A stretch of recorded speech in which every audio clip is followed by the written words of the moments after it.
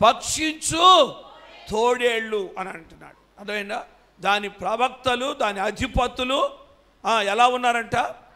వారు సింహము లాంటి వారు, వారు తోడేళ్ళు లాంటి వారు, వారు చీల్చివేస్తారు అని అబద్ధ ప్రవక్తలను గూర్చి, లేకపోతే దేవుని వాక్యానికి విరోధముగా మాట్లాడేటువంటి వారిని గూర్చి ఇక్కడ జెఫన్యా కూడా తెలియచేస్తున్నట్లుగా మనం చూస్తున్నాం. దేవునికి స్తోత్రం. హల్లెలూయా, హల్లెలూయా. అపోస్తుల కార్యగ్రంథం 20వ అధ్యాయం 29వ వచనం చదువుదాం. నేను వెళ్ళిపోయిన తరువాత క్రూరమైన తోడేళ్ళు మీలో ప్రవేశించునని, అంటే నాకు తెలియదు. నేను వెళ్ళిపోయిన తర్వాత క్రూరమైన తోడేళ్ళు మీలో ప్రవేశిస్తాయని నాకు తెలియను అని అంటాడు. మత్తయి సువార్త 10వ అధ్యాయం 16వ వచనం చదవండి ఒకసారి. ఇదిగో తోడేళ్ల మధ్యకు గొర్రెలను పంపినట్లు నేను మిమ్మును పంపుచున్నాను. చాలు, దేవుని స్తోత్రం అండి. తోడేళ్ల మధ్యకు గొర్రెలను పంపినట్టుగా నేను మిమ్మలను పంపుచున్నాను. తోడేళ్ళు ఉంటాయి, అదేనా? మీరు గొర్రెలుగా వెళుతున్నారు, తోడేళ్ళు ఉంటాయి, వాటి మధ్యకు నేనే మిమ్మల్ని పంపిస్తున్నా. కనుక వాటి విషయంలో మీరు ఎలా ఉండాలన్నాడు? జాగ్రత్తగా. ఏంటంట? పాము వలె వివేకము కలిగి పావురం వలె నిష్కపటులై ఉండండి అని అంటాడు. అబద్ధ ప్రవక్తల ఎదుట, అబద్ధ ప్రవక్తల మధ్యలో మిమ్ములను నేను గొర్రెలుగా పంపిస్తున్నాను కనుక మీరు పాము వలె వివేకము కలిగి పావురం వలె నిష్కపటముగా ఉండాలి అని చెప్తున్నాడు. దేవునికి స్తోత్రం. ప్రవక్తలను గుర్తించాలి. వారు భక్షించేవారు, వారు చీల్చివేసేవారు, ప్రవక్తలు పై గాయాలు మాన్పేవారు.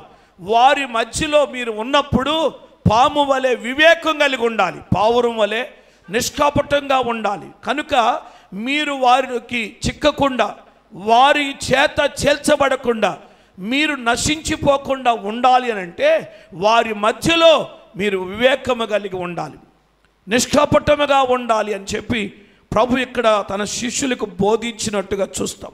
యోహాను సువార్త 10వ అధ్యాయం 12వ వచనం చదవండి ఒకసారి. యోహాను సువార్త 10వ అధ్యాయం 12వ వచనంలో జీతగాడు గొర్రె కాపరి కాడు. దేవుని స్తోత్రం. హల్లెలూయా. జీతగాడు గొర్రెల కాపరి కాడు కనుక వాడు ఆ గొర్రెలు విడిచిపెట్టి వెళ్ళిపోతాడు. వాడు జీతగాడు. వాడెవరు? వాడు జీతగాడు. వాడు గొర్రెలను కాసేవాడు కాదు, వాడు గొర్రెలను కాపాడేవాడు కాదు, వాడు గొర్రెలను మేపేవాడు కాదు. వాడు జీతగాడు.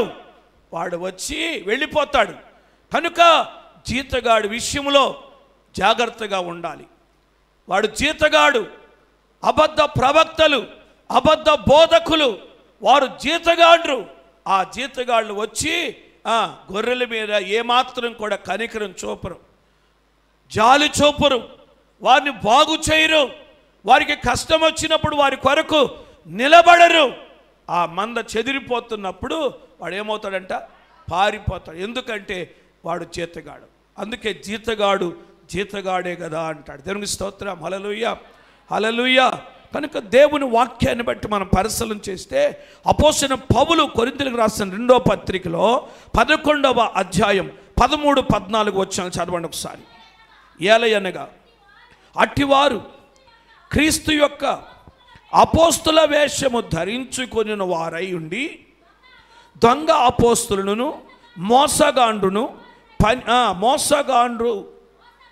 మోసగాండ్రగు పనివారునై ఉన్నారు. ఇది ఆశ్చర్యము కాదు. సాతాను తానే వెలుగుదూత వేషము ధరించుకొనుచున్నాడు. అది చాలు. ఇది ఆశ్చర్యం కాదు. ఏది ఆశ్చర్యం కాదు? అపోస్తులు కాకనే అపోస్తులమని చెప్పుకుంటూ అపోస్తుల వేషము ధరించుకున్నారు. దొంగ అపోస్తులుగా, మోసగాండ్రకు పనివారుగా వస్తున్నారు. ఇది పెద్ద ఆశ్చర్యమేం కాదు. ఏంటి అనంటే సాతానే వెలుగుదూత వేషం వేసుకొని వస్తాడంట. అరేనా ఈ అబద్ధ ప్రవక్తలు వెలుగుదూతగా వస్తారు.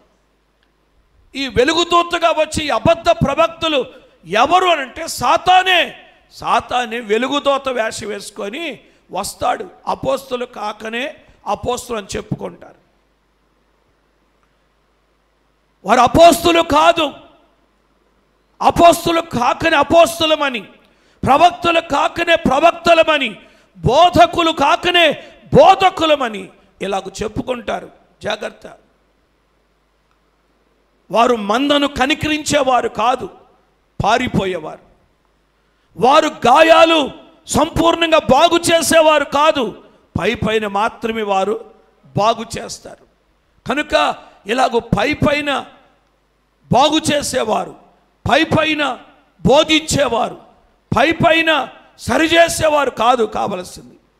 వారు అబద్ధ ప్రవక్తలు అని చెప్పి దేవుని వాక్యాన్ని బట్టి గ్రహించాలి. అలాగే దేవుని వాక్యం మనం పరిశీలన చేస్తే మత్తయి సువార్త 23వ అధ్యాయం 13వ వచనం చదవండి ఒకసారి. అయ్యో వేషధారులైన శాస్త్రులారా, పరిసయ్యులారా, మీరు మనుష్యుల ఎదుట పరలోక రాజ్యమును మూసివేస్తున్నారు. చాలు, పరలోక రాజ్యాన్ని మూసివేస్తారు వాళ్ళు. అబద్ధపు బోధలు చెప్పి, అబద్ధపు సంగతులు చెప్పి పరలోక రాజ్యమును వారు మూసివేస్తారు. కనుక ఆ పరలోక రాజ్యములో ప్రవేశించకుండా అడ్డగిస్తారు. వాళ్ళు ప్రవేశించరు, ప్రవేశించే వారిని కూడా ప్రవేశింపనివ్వరు. అలాంటి స్థితిలోనికి వాళ్ళు తీసుకొని వెళ్ళిపోతారు. కనుక వారి విషయంలో జాగ్రత్తగా ఉండాలని చెప్తున్నాడు. అందుకే బాప్తిస్మం ఇచ్చి యోహాను చెప్తాడు, మారు మనసు పొందకుండా వచ్చినటువంటి వారితో మాట్లాడుతూ, ఇదిగో ఇప్పుడే గొడ్డలి చెట్ల వేరున ఉంచబడి ఫలించని ప్రతి చెట్టు నరకబడి అగ్గిలో వేయబడి. కనుక ప్రతి చెట్టు నరకబడి అగ్గిలో వేయబడుతుంది అని చెప్పాడు. కనుక 19వ వచనంలో మూలవాక్యంలో ఆయన చెప్పింది అదే. మంచి ఫలములు ఫలింపని ప్రతి చెట్టు నరకబడి అగ్గిలో వారు నరకబడి అగ్గిలో వేయబడతారు. వారి మాట వింటే, వారికి లోబడితే, వారి మాట చొప్పున చేస్తే నీవు కూడా మంచి ఫలాలు ఫలించవు కనుక నరకబడి అగ్నిలో పారవేయబడతావు. యేసుక్రీస్తు ప్రభులు వారు వచ్చింది మనను నరకం నుండి తప్పించటానికి, అగ్నిగుండం నుండి తప్పించి మనల్ని రక్షించటానికే ఆయన మన కొరకు వచ్చాడు. కనుక దేవుని వాక్యాన్ని బట్టి గ్రహించు. దేవునికి స్తోత్రం, హల్లెలూయా. ఈ అబద్ధ ప్రవక్తల గురించి మనం పరిశీలన చేస్తే వాస్తవానికి ఈ అబద్ధ ప్రవక్తల విషయంలో మత్తయి అయితే క్రీస్తు శకం 85వ సంవత్సరంలో ఈ మాటలు రాస్తూ వచ్చాడు. కానీ ఆ తరువాత కూడా అబద్ధ ప్రవక్తలు ఉన్నట్టుగా ఆ క్రీస్తు శకం 100వ సంవత్సరంలో 100వ సంవత్సరంలో డిడాకే అనేటువంటి ఒక గ్రంథములో అబద్ధ ప్రవక్తల గురించి, అబద్ధ బోధకుల గురించి ఒక భక్తుడు రాస్తూ వచ్చాడు. ఏమని చెప్పాడు అనంటే, అబద్ధ ప్రవక్తలు ఎలా ఉంటారు అనంటే, వారు ఎక్కువ సమయం, ఎక్కువ రోజులు నీ దగ్గర గడపకూడదు. ఒక రోజు లేదా 2 రోజులు ఉండాలి. అంతకు మించి ఉంటే అబద్ధ ప్రవక్త అని రాశాడు ఆయన. తరువాత అతడు నువ్వు పెట్టిన ఆహారం మాత్రమే భుజించాలి. అతడు వేరుగా ఏమీ కోరకూడదు. ముఖ్యంగా ద్రవ్యాన్ని కోరకూడదు, డబ్బులు అడగకూడదు, కోరకూడదు అని రాశాడు. ఇలాగూ ఒకవేళ వ్యతిరేకమైన పరిస్థితుల్లో కనుక ఉంటే అతడు అబద్ధ ప్రవక్తే, అతన్ని మీరు ఇలాగ గుర్తించవచ్చు అని ఆ గ్రంథములో, డడాకే అనేటువంటి గ్రంథములో క్రీస్తు శకం 100వ సంవత్సరంలో ఈ మాటలు రాశాడు.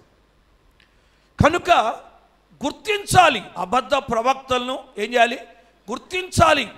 గుర్తించలేని స్థితిలో మనం ఉండకూడదు. ముఖ్యంగా అంత్య దినాల్లో ఉన్నాం, కడవరి దినాల్లో ఉన్నాం.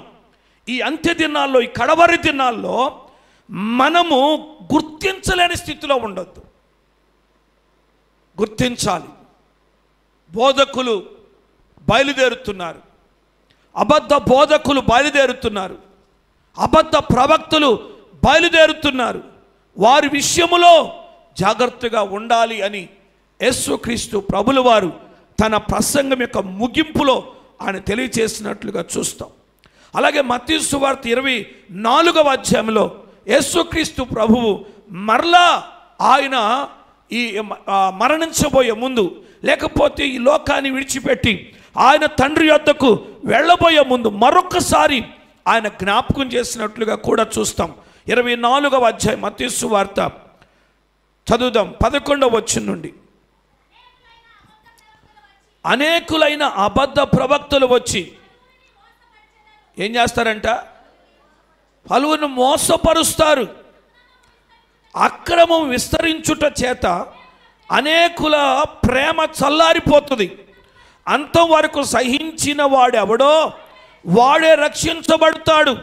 మరియు ఈ రాజ్య సువార్త సకల జనములకు సాక్ష్యార్థమై లోకమందంతటా ప్రకటింపబడును.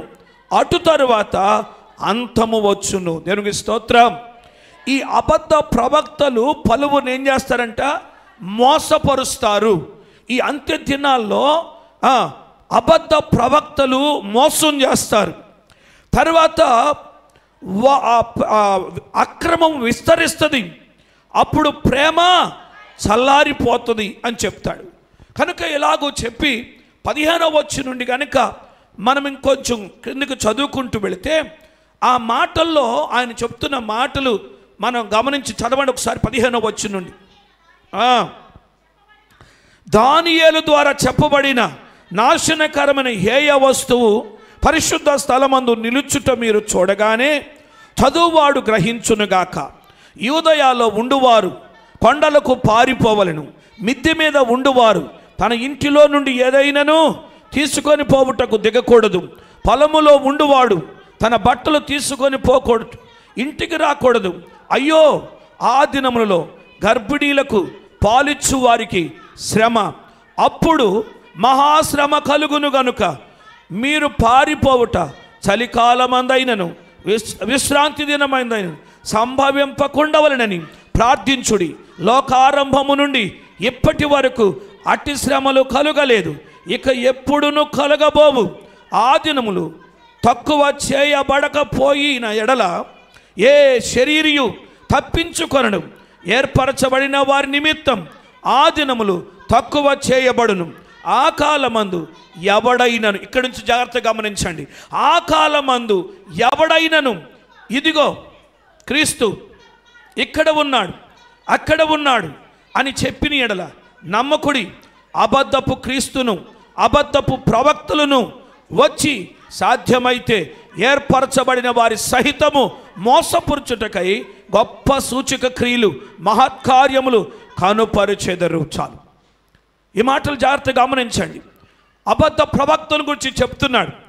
ఆయన మాట్లాడుతూ అంటాడు, ఆ కాలమందు వస్తారు, అంత్య దినాల్లో కడవరి దినాల్లో వస్తారు. ఇదిగో భయంకరమైన శ్రమలు జరుగుతున్న పరిస్థితిలో, భూకంపాలు కరువులు కలుగుతున్న పరిస్థితుల్లో, ఆ దినాల్లో సమాధానం లేని పరిస్థితిలో వస్తారు. వారు వచ్చినప్పుడు వారి విషయమై జాగ్రత్తగా ఉండండి అన్నాడు. దేవునికి స్తోత్రం చెప్పండి, కొంచెం గట్టిగా స్తోత్రం చెప్పండి.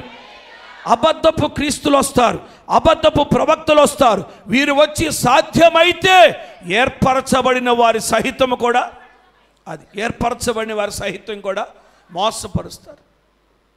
ఇప్పుడు మనం ఎవరమండి? ఏర్పరచబడి వారి సహితం కూడా మోసపరుస్తాడు అని అంటే మనల్ని కూడా చేస్తాడనే అర్థమైందా? ఏర్పరచబడిన వారు ప్రభుతో అంటి పెట్టుకొని ఉంటారు. ఏర్పరచబడిన వారు ప్రభుతో కూడా మరి పర్వతాలు ఎక్కుతారు. ఆ ఏర్పరచబడిన వారు ప్రత్యక్షతలు చూస్తారు. ఇక ఆ ప్రత్యక్షలన్నీ పోతాయి. ఇక ఏర్పరచబడిన వారు సహితం కూడా వారు ఏం చేస్తారంట? మోసపరుస్తారు. వారు మోసపరచడానికి వాళ్ళు ఏం చేస్తారు? మీ ఎదుట గొప్ప సూచక క్రియలు చేస్తారు. మహత్కార్యాలు కనపరుస్తారు. ఆ సూచక క్రియలు చూడగానే, ఆ మహత్కార్యాలు చూడగానే మీరేమనుకుంటారు? ఇది నిజమే, ఈ నిజంగానే క్రీస్తు, ఈ నిజంగానే ప్రవక్త అని చెప్పేసి అనుకుంటారు. కానీ తర్వాత అంటాడు, ఇదిగో ముందుగా నేను మీతో చెప్పి ఉన్నాను కాబట్టి ఎవరైనను ఇదిగో అరణ్యములో ఉన్నాడు మీతో చెప్పిన ఎడల వెళ్ళకుడి, ఇదిగో లోపల గదిలో ఉన్నాడని చెప్పిన ఎడల నమ్మకుడి. మెరుపు తూర్పున పుట్టి పడమటి వరకు ఎలాగూ కనబడునో అలాగే మనుష్య కుమారుని రాకడయు కనబడను. వాళ్ళు ఏం చెప్తారంటే, ఇదిగో అరణ్యంలో ఉన్నాడు యేసయ్య రండి అంటాడు, ఇదిగో గదిలో ఉన్నాడు మనుష్య కుమారుడు రండి, ఆయన ఎప్పుడో వచ్చేసాడు అని అంటారు కొంతమంది. యేసు రక్తమే, హల్లెలూయా. ఇప్పుడు ఇది క్రొత్త బోధ అన్నమాట. చాలామంది ఇలాంటి బోధ చేస్తారు. యేసుక్రీస్తు వచ్చేదేంటి, ఇంకా ఆయన ఎప్పుడో వచ్చేసాడు అని చెప్తున్నారు చాలామంది.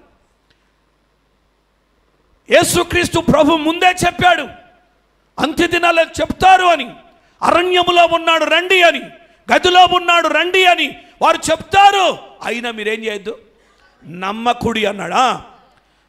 ఆయన రాకడ ఎలా ఉంటుందంటే, మెరుపు తూర్పున పుట్టి పడమర వరకు ఎలాగో కనబడనో అలాగే మనుష్య కుమారుని రాకడ. స్తోత్రం.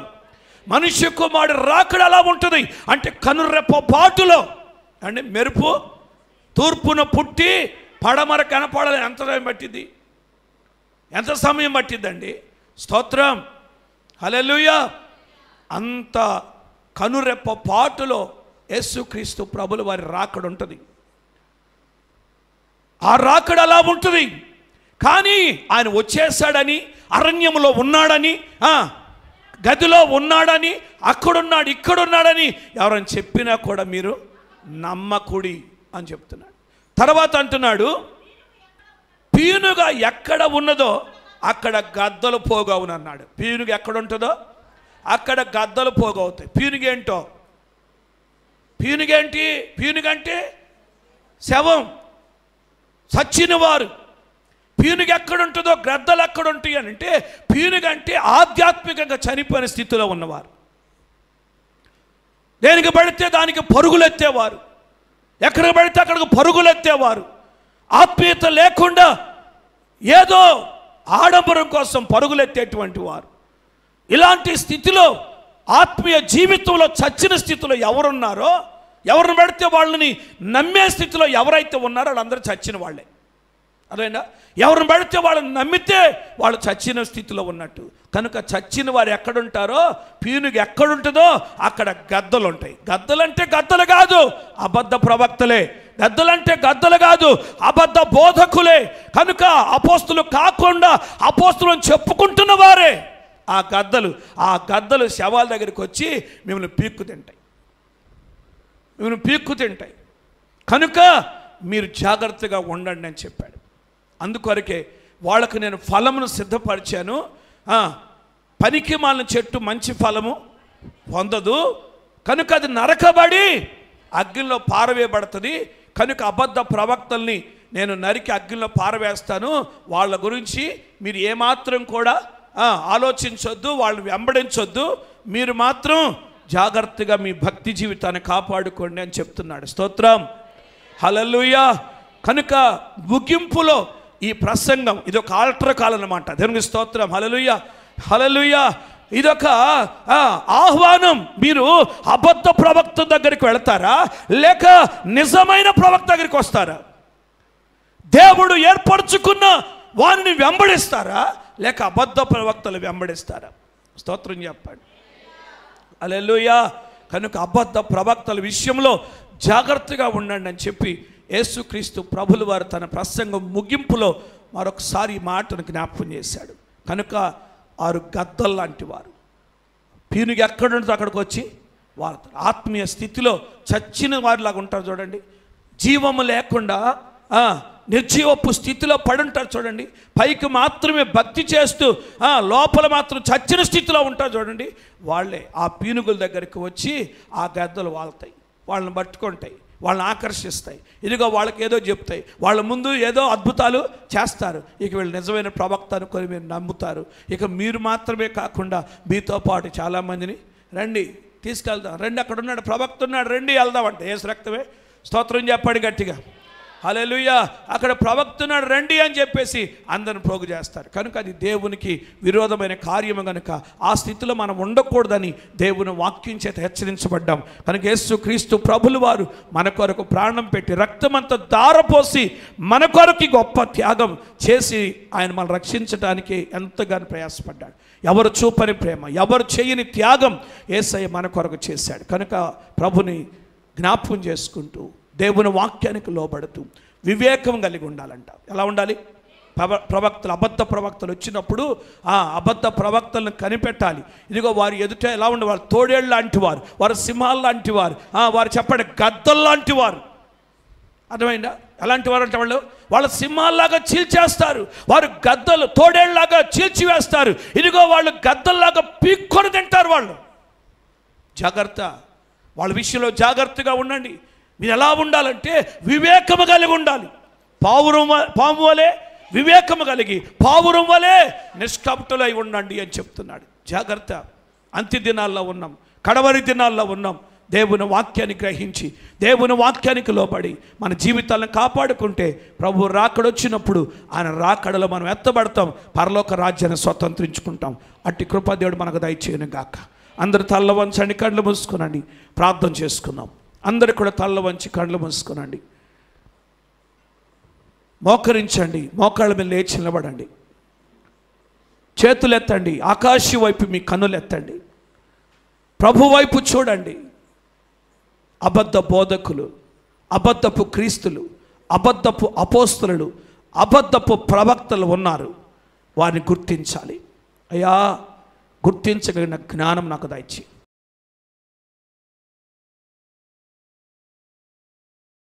యేసయ్యా, నీవే నాకు మార్గము, సత్యము, జీవమయా.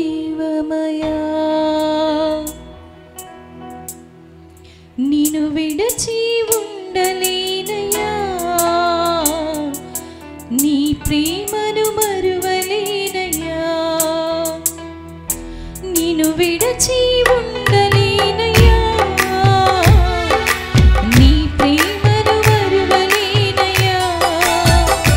నన్ను ప్రేమించెను, నన్ను విడిపించెను, నన్ను దీవించెను, నన్ను బ్రతికించెను, అనుక్షణము రక్షించెను.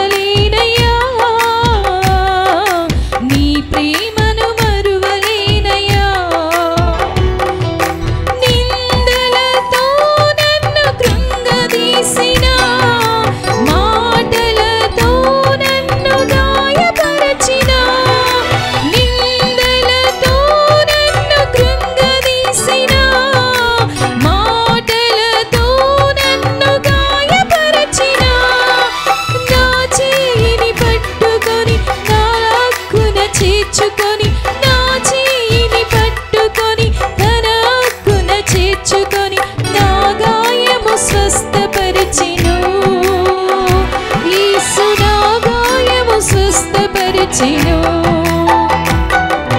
నా దేవుడు గొప్ప దేవుడు, నా యేసయ్య రామయుడు. నా దేవుడు గొప్ప దేవుడు, నా యేసయ్య ప్రేమామయుడు. నేను విడచి ఉండలేనయ్యా, నీ ప్రేమను మరువలేనయ్యా. నేను విడచి ఉండలేనయ్యా, నీ ప్రేమను మరువలేనయ్యా. కన్నవారే నన్ను విడచి వేసినా, కట్టుకున్నవారే నన్ను వదిలివేసినా. కన్నవారే నన్ను విడచి వేసినా, కట్టుకున్నవారే నన్ను వదిలివేసినా. నా చేయిని విడువకుండా, నన్ను వదిలేయకుండా, నా చేయిని విడువకుండా, నన్ను వదిలేయకుండా, అనునిత్యము నాతో ఉండెను. యేసు అనునిత్యము నాతో ఉండెను, అనునిత్యము నాతో ఉండెను. యేసు అనునిత్యము నాతో ఉండెను. నా దేవుడు గొప్ప దేవుడు, నా యేసయ్య ప్రేమామయుడు. నా దేవుడు గొప్ప దేవుడు, నా యేసయ్య ప్రేమామయుడు. నేను విడచి ఉండలేనయ్యా, నీ ప్రేమను మరువలేనయ్యా. నేను విడచి ఉండలేనయ్యా, నీ ప్రేమను మరువలేనయ్యా. నన్ను ప్రేమించెను, నన్ను విడిపించెను, నన్ను దీవించెను, నన్ను బ్రతికించెను. అనుక్షణము